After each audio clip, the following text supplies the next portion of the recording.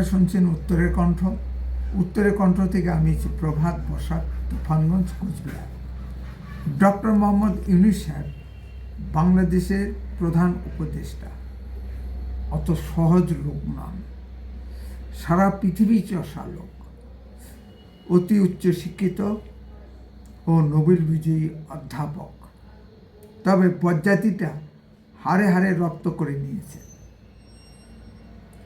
সেনাবাহিনীর প্রত্যক্ষ মদতে ও ছাত্র জনতার বিপ্লবের মাধ্যমে বাংলাদেশের ক্ষমতাসীন হয়েছে। চট্টগ্রাম অঞ্চলে তিনি সুদখোর মহাজন হিসেবে সমাধিক পরিচিত। সমাজে একটি প্রচলিত ধারণা যে সুদখোররা নাকি সমাজে ভালো কাজ করতে পারে না। ক্ষমতা বসেই তিনি বাংলাদেশের সব সমস্যার দায় ভারতের উপর চাপিয়ে ভারতের বিরুদ্ধে বিষোদ্গার শুরু করে। বাংলাদেশের অন্যান্য উপদেষ্টারা ও বিভিন্ন দলের নেতৃবৃন্দ আরও এক কাঠি উপরে গিয়ে কখনো ভারতের চিকেন নেক দখল করবে, 4 দিনে কলকাতা দখল করবে, কখনো বা সম্পূর্ণ উত্তর পূর্ব ভারত দখল করার হুঙ্কার ছাড়ছে। বাংলাদেশে যেই ক্ষমতায় থাকুক না কেন, তাদের এত শক্তি এলো কোথা থেকে তার বিশ্লেষণ করা প্রয়োজন হয়ে পড়েছে। আমরা সকলেই জানি ডক্টর মোহাম্মদ ইউনূস সাহেব চীন ও আমেরিকার দয়া ক্ষমতায় বসেছেন। ডক্টর মোহাম্মদ ইউনূস সাহেব বাংলাদেশের কোনো নির্বাচিত সরকারের প্রধান নন। পাকিস্তান বা বাংলাদেশে ক্ষমতায় টিকে থাকতে হলে স্বাভাবিকভাবে ভারত বিরোধিতা করতেই হবে। সে করুন, আমাদের কোনো আপত্তি নেই। কিন্তু বাংলাদেশে সংখ্যালঘু হিন্দুদের উপর অত্যাচার কোন ফর্মুলায় করছেন ডক্টর মোহাম্মদ ইউনূস সাহেব?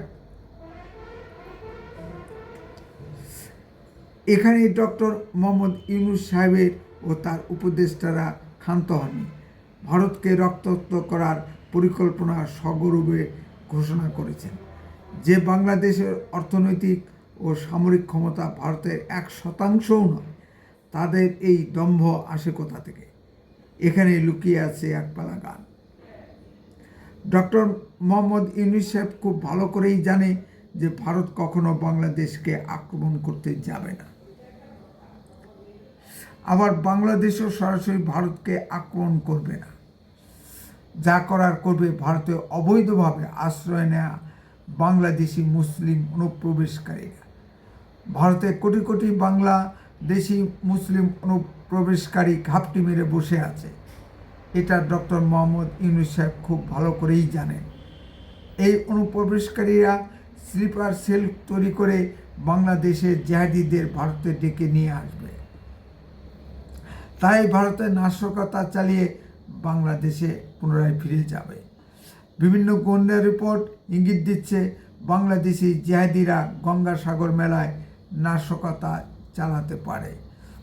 ডক্টর মোহাম্মদ ইউনূস সাহেবের কর্মকাণ্ড হলো জঙ্গি নাশকতা চালিয়ে ভারতকে ব্যতিব্যস্ত করে রাখা। কেন পশ্চিমবঙ্গে এত জিহাদি জঙ্গি ধরা পড়ছে, এর কারণ অনুসন্ধান করা প্রয়োজন।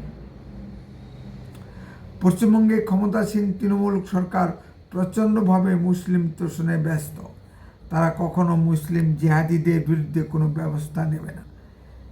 এই পশ্চিমবঙ্গ থেকে মুসলিম অনুপ্রবেশকারী জিহাদিরা নানা পরিচয়পত্র বানিয়ে সারা ভারতবর্ষে ছড়িয়ে পড়ছে। অন্যান্য রাজ্যে যেসব মুসলিম অনুপ্রবেশকারী পুলিশের হাতে ধরা পড়ছে, তাদের পরিচয়পত্র সব পশ্চিমবঙ্গের বিভিন্ন অফিস থেকে ইস্যু করা। এতেই বোঝা যায় পশ্চিমবঙ্গে কি জঙ্গল রাজ চলছে। কেন কাশ্মীরের জঙ্গি পশ্চিমবঙ্গে ক্যানিং থেকে গ্রেপ্তার হয়, এর জবাব জনাব ফিরহাদ হাকিম সাহেব ও মাননীয় মমতা ব্যানার্জি দিতে পারবেন কি? জনাব ফিরহাদ হাকিম সাহেব সঠিকই কথাই বলেছেন। সীমান্ত সুরক্ষার দায়িত্ব বিএসএফ তথা কেন্দ্রীয় সরকারের হাতে। এই বিএসএফ অফিসাররা গরু পাচার ও অন্য পাচার সংক্রান্ত কাজের সঙ্গে যুক্ত।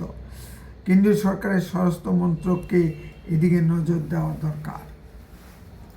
বাংলাদেশ সরকারের ট্যাপও বন্ধ করতে হলে বাংলাদেশে খাদ্য সামগ্রী পাচার ও অনুপ্রবেশকারী ঢোকা এখনই বন্ধ করা দরকার। আবার মমতা সরকারও কম দায়ী নয়। 72টি আউটপোস্টের জন্য বিএসএফকে জমি দেওয়া হয়নি। এই কেস এখন সুপ্রিম কোর্টে চলছে। বাংলাদেশ থেকে কে এলো বা কে গেল বা বিনা পাসপোর্টে তা কি দেখা রাজ্যে পুলিশের দায়িত্ব নয়? বাংলাদেশে যা করছে তা হুইমিজিক্যালি নয়, অত্যন্ত সুপরিকল্পিত মাফিক ঘটছে। কি রাজ্য সরকার কি কেন্দ্রীয় সরকার সকলকেই একযোগে দৃঢ় পদক্ষেপ গ্রহণ করতে হবে। উত্তরাখণ্ড সর্বদাই বাস্তব ও সত্য কথা বলে। আরও এই ধরনের ভিডিও পেতে দয়া করে এখনই চ্যানেলটিকে সাবস্ক্রাইব করুন। আপনারা মূল্যবান মতামত কমেন্টে লিখুন। বেশি বেশি করে লাইক শেয়ার করে সবাইকে দেখার সুযোগ করে দিন। উত্তরাখণ্ড দেশের কথা বলে, দশের কথা বলে। আপনারা চোখ রাখুন উত্তরাখণ্ডের পর্দায়। বন্দে মাতরম। ভারত মাতা কি জয়।